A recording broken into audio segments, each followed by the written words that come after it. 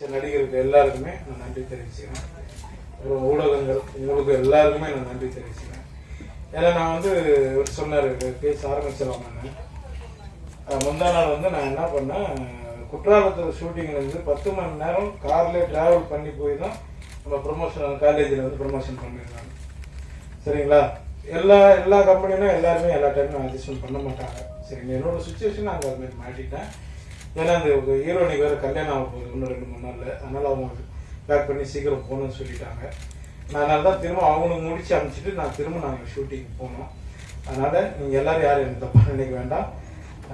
எப்போவுமே உங்கள் சப்போர்ட் எனக்கு வேணும். ரொம்ப ரொம்ப நன்றி. ஜிப்ரான் சார் வாங்க சார், மியூசிக் டைரக்டர் மதுமிதா எல்லோரும் வாங்க. ரொம்ப ஹார்ட் ஒர்க் பண்ண படம் இது. நீங்கள் தான் எடுத்துகிட்டு போய் தேட்டரில் இது பெரிய அளவில் கொண்டு போய் வெற்றி அடைச்சிங்கன்னா ரொம்ப ரொம்ப நன்றிங்க. எல்லோரும் ரொம்ப நன்றி. மன்னிச்சிருங்க, இதை லேட்டாக இருந்தால் ரொம்ப சாரிங்க. சார், இந்த சுச்சுவேஷன் சொன்னீங்க, இந்த சுச்சுவேஷன் பெரிய பட்ஜெட் திரைப்படங்களுக்கும் அல்லது மீடியமான பட்ஜெட் திரைப்படங்களுக்கும் மாறுது அவங்களுக்கு. ஏன்னா இப்போ நீங்கள் 6 மணிக்கு சொன்னீங்க, உங்களுக்கு நீங்கள் பிஸியாக இருக்க மாதிரி நாங்களும் பிஸியாக, எங்களுக்கும் வேற செய்திகள் இருக்கும், இதெல்லாம் இருக்கும். 3 மணி நேரத்துக்கு தாண்டி வந்திருக்கீங்க. உங்கள்கிட்ட கேட்காம டைம் கொடுத்துட்டாங்களா? எனக்கு சொல்ல எனக்கு டைம் நான் ஆல்ரெடி சொன்னதுக்கு நான் முதல்ல சொல்லிட்டேன். சார் இந்த மாதிரி சுச்சுவேஷன் இருக்குது அப்படின்னா நீங்கள் வாங்க நான் பார்த்துக்கிறேன் அப்படின்னாங்க. இன்னொன்று எல்லா சிக்னலுக்கும் நான் போய் கேட்க முடியாது இல்லைங்களா? ஒரு டிராஃபிக்ல போய் நான் வர முடியாது இல்லையா? நான் காரில் தான் நான் வரேன். அதனால் அவங்க வேலை இல்லை எல்லாமே அதுதான் உண்மை. ரொம்ப நீங்கள் சொல்கிறது எனக்கு நல்லா புரியுது. கொஞ்சம் நிதானமாக கேளுங்க, உங்கள் கோபம் புரியுது. சரிங்களா? அதுதான் நான் மன்னிப்பு கேட்டேன்ல. எல்லா படங்களுக்கும் இந்த மாதிரி நடந்துட்டு தான் இருக்கு. இல்ல இவரோட எல்லா படங்களுக்கும் வரல. ஒரு நிமிஷம் சார். செந்தில், இது யோகி பாபு சார் கண்டிப்பா கலந்துக்கிறேன்னு சொன்னதுனால மட்டும்தான் விழா நடந்தது. பத்திரிகையாளர்கிட்ட இது மெசேஜ் அனுப்பும் போதே யோகி பாபு சார் வருவாரான்னு கேட்டாங்க. நான் யோகி பாபு சார் வரமாட்டாரு, யூனிட் மட்டும் இருக்கலாம்னு நாங்க பொய் சொல்ல விரும்பல. யோகி பாபு சார் வருவாரு.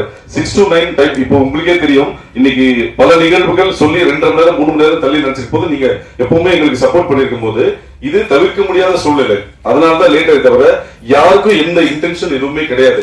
நீங்க பெரிய இப்ப நீங்க சொன்னீங்க இது சின்ன பட்ஜெட் படம், பெரிய பட்ஜெட் படங்களுக்கு இதே மாதிரி பெரிய பட்ஜெட் படங்கள் சமீபத்தில் நடந்த எல்லாத்துக்குமே நீங்க எப்படி அட்ஜஸ்ட் பண்ணி சப்போர்ட் பண்ணீங்களோ அது மாதிரி இதுவும் மன்னிச்சிருங்கன்னு அவர் சொல்லிட்டார். அதனால தயவு செஞ்சு சப்போர்ட் பண்ணுங்க, அவ்வளவுதான். மற்றபடி இது தாமதத்தை நியாயப்படுத்தவில்லை. தாமதம் ஆகிவிட்டது. ஃபர்ஸ்ட் அந்த யூனிட் வச்சு மட்டுமே பண்ணலாம்னு சொன்ன போது யோகி பாபு சார் சொன்னார், இல்ல சார் உங்க டைம் என்ன சார் 6 to 9 வர முடியாது, நீங்க பிரஸ்ல ரிக்வெஸ்ட் பண்ணுங்க, அவங்க இருக்கிறாங்கன்னு சொல்லுங்க, நான் அவங்க சாப்பிடும் போது சாப்பிட்டு முடியறதுக்குள்ள ஹலோ சொல்லிட்டு போறேன்னு சொன்னாரு.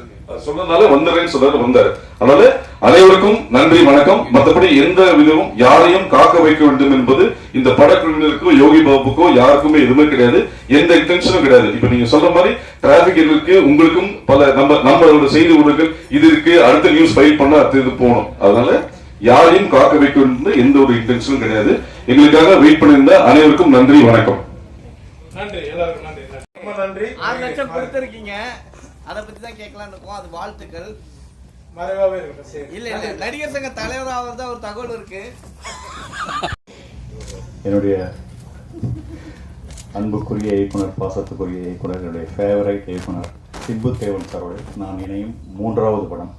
முதல் படம் அரியன் 305 கடவுள். அதில் ஜாவா சுந்தரேசன் ஒரு அருமையான ஒரு ரோல் கொடுத்தாரு. எனக்கே என்னுடைய பேரை சாமிச்சுக்கு பதிலாக ஜாவா சுந்தரேசன் வச்சிடலாமா அப்படின்ற அளவுக்கு குழப்பம் வர அளவுக்கு அவ்வளோ போகிற இடத்துலலாம் ஐடி ஃபீல்டெலாம் இருக்கிறவங்க அவ்வளோ கொண்டாடுற மாதிரி ஒரு ரோல்.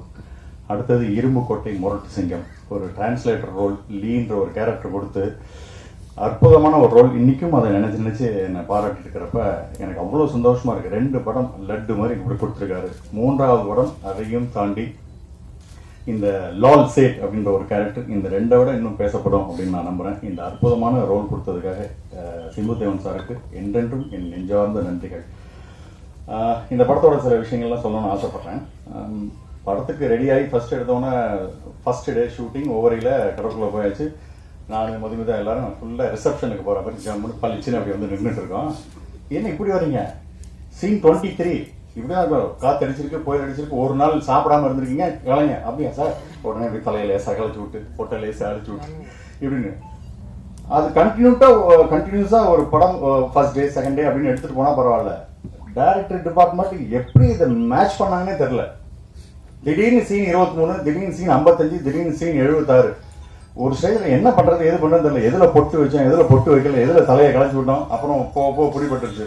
நேராக உள்ளவன் சீன் நம்பர் 55 லைட்டாக ஒரு அலைஞ்சு ரெடியா ஓகே உள்ள போங்க. சீன் நம்பர் 1 இந்த பளிச்சுன்னு வரேன் அப்படின்னு சொல்லி பளிச்சுன்னு. இந்த மாதிரி ஆரம்பமே ஒரு ரணத்தில் இருக்கு. எங்களுக்கு ஈஸி சின்னதாக ஒரு அட்ஜஸ்ட்மெண்ட். ஆனால் அந்த டைரக்ட் டிபார்ட்மெண்ட்டு அந்த மொதல் சீனில் அந்த போட்டில் எந்தெந்த இடத்துல என்னென்ன இருந்தது உடனே ஒரு ஃபோட்டோ அதை எடுத்து அதை மெயின்டைன் பண்ணி அதை கண்டினியூட்டியை பண்ணுறதுக்குள்ள மேசிவ் ஒர்க் பண்ணியிருக்காங்க. அது கண்டினியூஸாக எடுத்துட்டு இந்த கஷ்டம் இருந்திருக்காது. வேற சில சூழ்நிலையால இப்படி எடுக்க வேண்டியதாக போச்சா. அதனால அவ்வளோ கஷ்டப்பட்டு அதை எடுத்திருக்காங்க. அந்த டைரக்டர் டிபார்ட்மெண்ட்டுக்கு பெரிய ஹேட்ஸ் ஆஃப் நான் சொல்லுவேன். அடுத்தது இந்த படத்துக்குள்ள உள்ள போயாச்சு.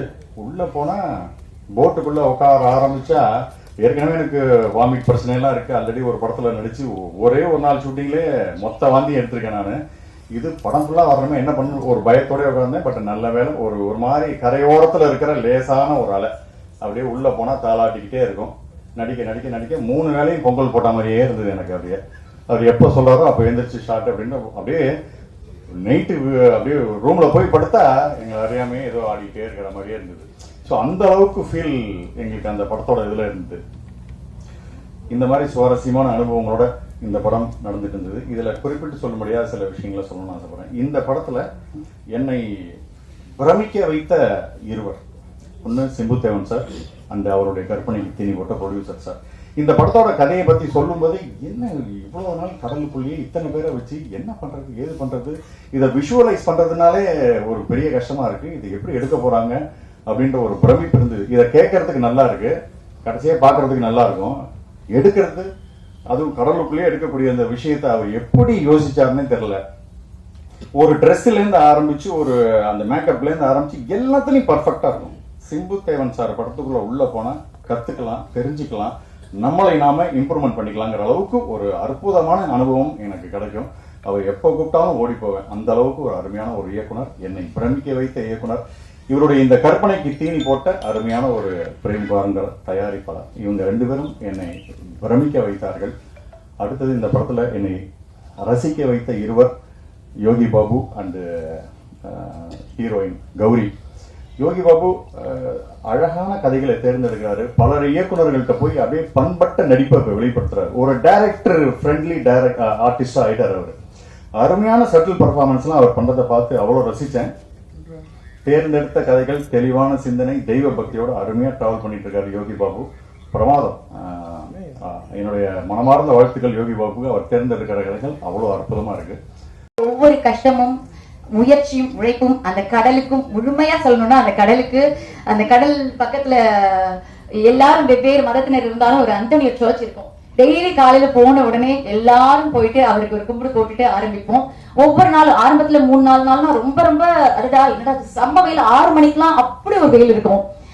அதுக்கப்புறம் என்ன பண்ணிட்டோம், நாங்க எங்களுக்குள்ள அதை ஃபன் ஆக்கிட்டு சார் போயிட்டு பயங்கரமா எங்களால என்னென்னலாம் கலாய்க்க முடியுமோ, அதாவது ஆஃப் த கேமரா பயங்கரமா எங்களுக்குள்ளேயே ஒரு காமெடியை கிரியேட் பண்ணிட்டு நிறைய ஃபுட்டு வரும் யோகி பாபு சார் கிட்ட இருந்து, அதுக்கப்புறம் MS பாஸ்கர் சார் கிட்ட. ஏன்னா அந்த கப்பலுக்குள்ள உட்காந்துட்டோம்னா, அந்த படகுக்குள்ள உட்காந்துட்டோம்னா உண்மையாவே கஷ்டமா இருக்கும். அப்படி திரும்ப முடியாது, அப்படி கஷ்டமா இருக்கும். ஒருத்தங்க உட்காரும் போது இன்னொருத்தவங்களுக்கு இடம் பத்தாது, அவங்க தொட மேல நம்ம கால் வைக்கிற மாதிரி இருக்கும்.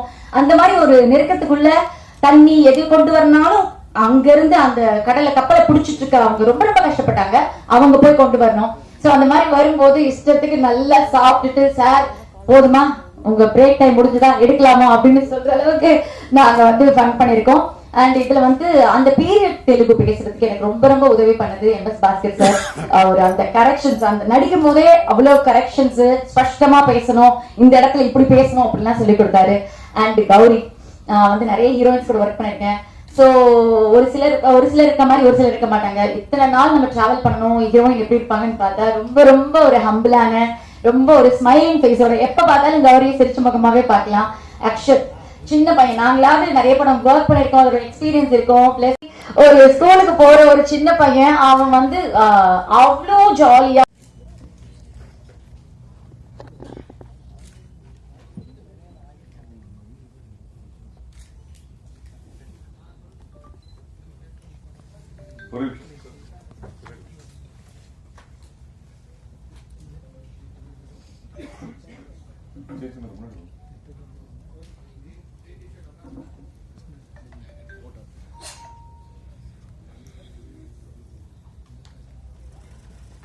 Okay okay.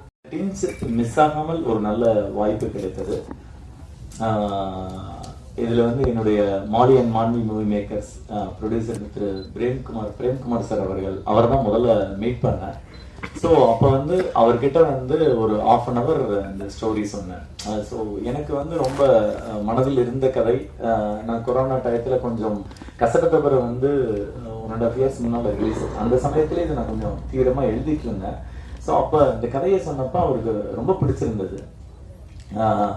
இதோட எமோஷனல் பார்ட்டும் சரி, இந்த டிஃபரெண்ட்டும் சரி எனக்கு ரொம்ப பிடிச்சிருக்கு. இதை என்கிட்ட சொன்ன மாதிரி அதே மாதிரி எடுத்து கொடுங்கன்னு முதல் நம்பிக்கையோடு என்னை எப்படி சொல்றது, ஒரு ஆசீர்வதித்து வாழ்த்தி குளிச்சிருப்போம், அவ்வளவுதான் தெரியும். பட் அதை தாண்டி எனக்கு தெரியாதனால என்னுடைய இதுல என்ன கஷ்டங்கள் வரப்போகுதுன்னு எனக்கு தெரியாது. அதனால வந்து இந்த என்னுடைய டீம் வந்து ஸ்ட்ராங்கா இருக்கணும்னு ஃபீல் பண்ணேன். ஸோ மாரியஸ் கிட்ட முதல் தடவை சொன்னப்பவே இதுல நம்ம நிறைய அடல்ட்ஸ் மீட் பண்ண வேண்டியிருக்கும். ஏன்னா அப்ப நான் லொகேஷன் கூட பார்க்கல. ஆனால் கதையை மட்டும் நான் உட்காந்து எழுதிட்டு இருக்கேன். ஒரு டேபிள்ல கதை எழுதுறது ஈஸி, பட் அதை எக்ஸிக்யூட் பண்ணும்போது அதுல இருக்க சிரமங்கள், அதை வந்து நம்ம இந்த கேன்வாஸ்ல கொண்டு வர்றதுக்கு வேற சில மெனக்கிடல்கள் வேணும். அது ரொம்ப கஷ்டம்னு தெரியும், ஆனால் நான் அப்ப அதை யோசிக்கல. அவங்க 2 பேரும் அண்ட் வந்து ஆர்ட் டைரக்டர் வந்து மிஸ்டர் டி சந்தானம், அவர் இப்போது நம்மிடையே இல்லை, மறைந்து விட்டார். பட் அவர் தான் வந்து இந்த படத்துக்கான பேசிக் எல்லாத்தையுமே ஒரு மாதிரி ஸ்டார்ட் பண்ணி கொடுத்தது. அண்ட் எடிட்டர் வந்து தினேஷ் பொன்ராஜ். ஸோ இப்படியான டீம் எனக்கு பக்கபலமா இருந்தது. ஸோ அதுக்கு பிறகு வந்து ஒரு கட்டத்தில் வந்து இந்த கதையை எல்லாத்தையுமே முடிச்சால் வந்து என்னென்ன கதைப்படி வந்து 3 நாள் வந்து அந்த போட் வந்து உள்ள கடல்ல இருக்கு. ஸோ அப்போ வந்து காஸ்டியூமுக்கு வந்து விலையே இல்லை, எல்லாருக்கும் சிங்கிள் காஸ்டியூம். அதை தான் நாங்கள் 2-3 பண்ணி அதெல்லாமே தொஞ்சு போச்சு. அந்த அளவுக்கு வந்து ஆர்டிஸ்டோட கஷ்டம் அவ்வளவு இருக்குதுல்ல. ஸோ ஒரு கட்டத்தில் வந்து ஸ்கிரிப்டை அடாப்ட் பண்ணிட்டு இதை கொண்டு போகணும்னப்ப 1943 வந்து இதை பிளேஸை செட் பண்ணியிருந்தோம். ஏன்னா பொதுவாகவே ஹிஸ்டரியில் நம்மளுடைய விஷயங்கள் எல்லாமே மறைக்கப்படுது அப்படிங்கிற ஒரு ஆதங்கம் எனக்கு